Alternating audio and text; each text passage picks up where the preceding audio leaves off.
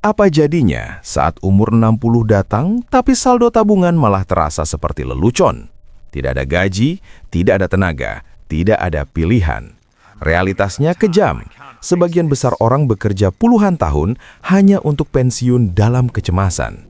Mereka sibuk mengejar gaya hidup, tapi lupa menyiapkan masa ketika tubuh berhenti menjadi mesin uang. Dan saat kesadaran itu datang, waktunya sudah habis. Pertanyaannya sederhana. Apakah kamu akan jadi orang yang menyesal atau orang yang dibayar setiap bulan saat semua orang lain mulai panik? Apa jadinya saat umur 60 datang, tapi saldo tabungan malah terasa seperti lelucon? Masalah terbesar manusia bukan kemiskinan, tapi penyangkalan. Kita hidup dalam ilusi bahwa masa tua masih jauh, seolah waktu adalah sesuatu yang tak terbatas. Setiap hari kita berkata, nanti saja mulai menabung, nanti saja investasi, nanti kalau penghasilan sudah besar. Tanpa sadar, kata nanti berubah menjadi lubang hitam yang menelan masa depan sedikit demi sedikit. Secara psikologis, otak manusia memang dirancang untuk mencari kenyamanan instan. Dopamin dari belanja, nongkrong, atau gaya hidup memberi rasa aman palsu yang terasa nyata hari ini. Sementara keamanan masa tua terasa abstrak, jauh dan tidak mendesak. Akibatnya, kita memprioritaskan kesenangan jangka pendek dan mengorbankan stabilitas jangka panjang tanpa merasa bersalah. Ini bukan kebodohan, ini jebakan biologis yang jarang disadari. Realitasnya lebih dingin dari yang kita kira. Dunia kerja tidak mengenal loyalitas ababi. Tubuh tidak menjamin kekuatan selamanya. Dan inflasi tidak pernah berhenti menggerogoti nilai uang yang kita simpan tanpa strategi. Banyak orang bekerja keras selama puluhan tahun, namun tetap berakhir dalam kecemasan finansial karena mereka hanya mengandalkan tenaga, bukan sistem. Mereka membangun penghasilan, tapi tidak membangun perlindungan. Bayangkan hidup seperti berjalan di lorong panjang tanpa lampu. Setiap langkah terasa normal karena gelapnya perlahan. Tidak ada rasa bahaya yang tiba-tiba, hanya ketidakpastian yang terus mendekat. Sampai suatu hari, lorong itu berakhir, dan di ujungnya bukan cahaya, melainkan kenyataan bahwa waktu sudah habis untuk memperbaiki kesalahan finansial masa lalu. Yang lebih menyakitkan adalah penyesalan yang sunyi. Bukan penyesalan karena gagal mencoba, tapi karena tidak pernah memulai.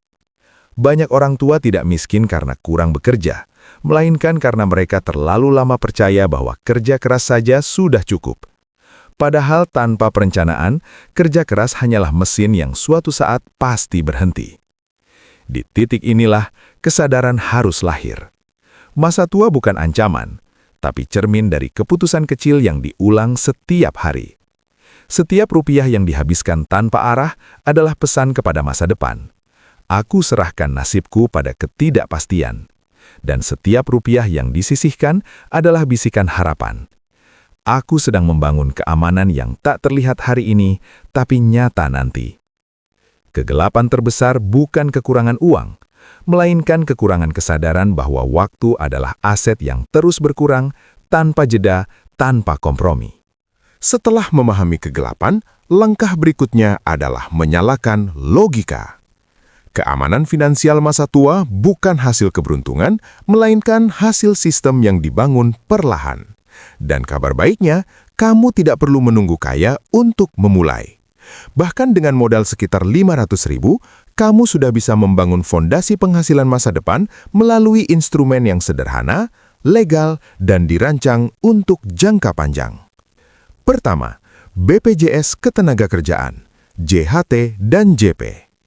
Ini adalah bentuk titip modal paling dasar, namun powerful. Dengan iuran kecil dan konsisten, kamu menciptakan tabungan wajib yang secara psikologis memaksa disiplin. Program jaminan hari tua berfungsi sebagai dana cadangan saat berhenti kerja, sementara jaminan pensiun memberi potensi penghasilan bulanan. Sistem ini bukan tentang keuntungan cepat, tetapi perlindungan yang pasti. Kedua, surat berharga negara. SBN Retail. Konsepnya sederhana. Negara meminjam uangmu dan membayarmu imbal hasil rutin.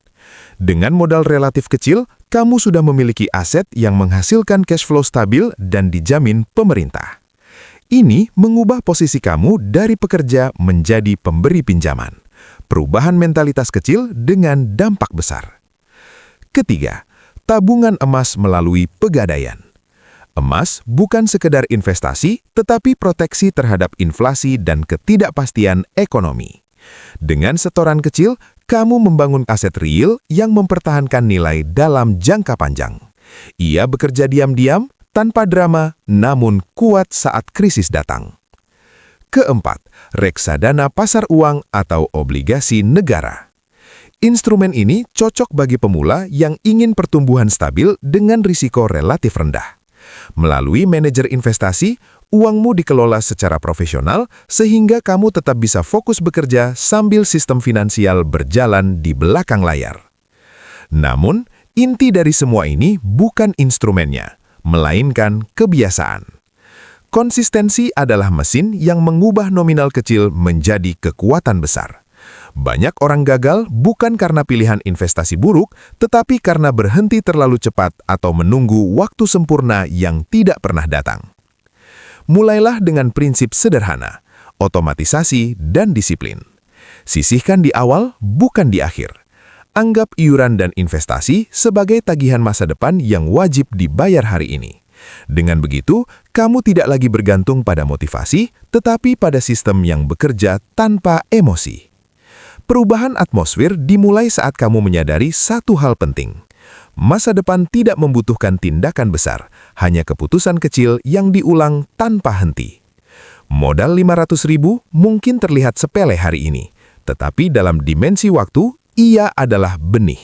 Dan setiap benih yang ditanam dengan konsisten selalu menemukan caranya untuk tumbuh. Pada akhirnya, masa tua bukan tentang angka di rekening, melainkan rasa aman di dalam dada. Ada dua jenis orang di dunia ini. Mereka yang menua dengan kecemasan dan mereka yang menua dengan ketenangan.